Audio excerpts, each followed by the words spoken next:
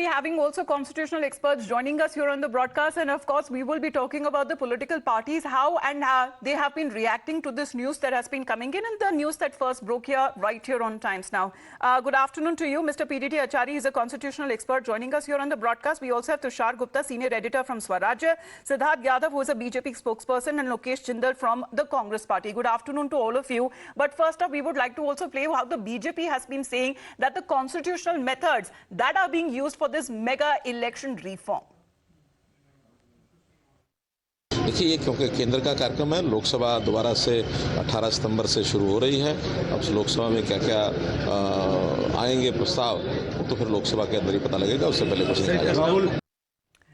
However, is this the delivery of the promise that has been done by the Prime Minister in the past? Because one nation, one poll has been repeatedly promised by the BJP, even when it comes to its part of its 2014 Lok Sabha poll manifesto. Listen in how back in 2020, the Prime Minister too had promised to realize this dream one day. One nation, one election. सिर्फ एक चर्चा का विषय नहीं है, बल्कि ये भारत की जरूरत है। हर कुछ महीने में भारत में कहीं न कहीं बड़े चुनाव हो रहे होते हैं। इससे विकास के कार्यों पर जो प्रभाव पड़ता है, उसे आप सब भली भांति जानते हैं। ऐसे में वन नेशन वन इलेक्शन पर गहन अध्ययन और मंथन आवश्यक है, और इसमें पीठासीन अधिकारी काफी मार्गदर्शन कर सकते हैं, गाइड कर सकते हैं, लीड कर सकते हैं। इसके साथ ही लोकसभा हो, विधानसभा हो या पंचायत चुनाव हो, इनके लिए एक ही वोटर लिस्ट काम में आए, इसके लिए हमें सबसे पहले रास्ता बनाना होगा। Well, that has been the Prime Minister's statement that has been made in the past.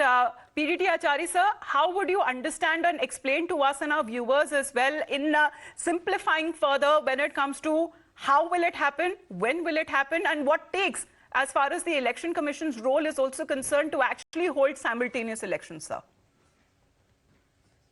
The simultaneous elections used to be held in India in the 50s and 60s because Parliament and Assembly started together in 1952, and after that it continued till the end of 1960.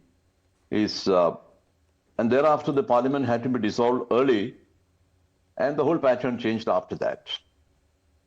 Now, so far as the idea is concerned, of course, there can be different views on this.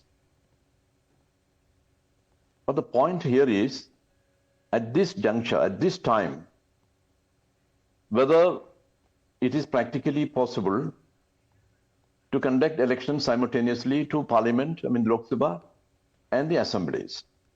So we have to look at it from a practical point of view. Suppose the Parliament elections will be held in April, and then that means all the assemblies will have to be dissolved, and elections will have to be held to all the assemblies along with the elections to the Lok Sabha. Now, an assembly can be dissolved under two circumstances. One is the state cabinet decides to dissolve the assembly and going for elections, to recommend to the election commission that elections may be held. In that case, they recommend the cabinet recommends it to the governor, and the governor dissolves the house. This can happen more than 6 months earlier, prior to the date of its expiry, prior to the expiry of the assembly's term. Within 6 months, there is no need for a dissolution of the assembly. Straight away, they can go in for elections. But here, most of the think about the assemblies which have been elected only recently. Now they will have to be dissolved, and the state government doesn't want dissolution. Then there is a situation where the center intervenes and dissolves the assembly, but that happens when there is a breakdown of the constitutional machinery in the state. And otherwise, the center cannot intervene and dissolve an assembly. Well, after all, it is a federal country. Right, sir. Where the states have their own rights. You cannot infringe those rights. But Achary, sir, when it comes to the duration of certain assemblies, sir, which are close to their completion, can that be extended or changed? No. So of course the point is, an assembly's term can be extended only when there is an emergency in operation. An emergency means under Article 352. If an internal emergency is in operation, then of course the term of the assemblies and parliament can be extended, not otherwise. Not otherwise.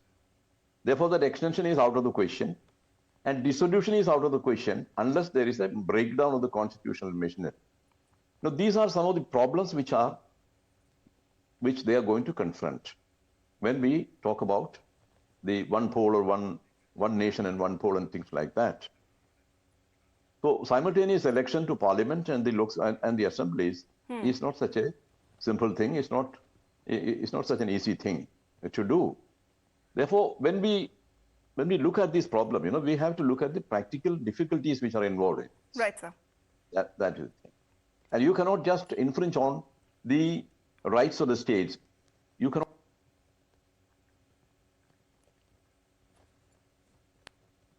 Because that is a part of the basic structure of this constitution.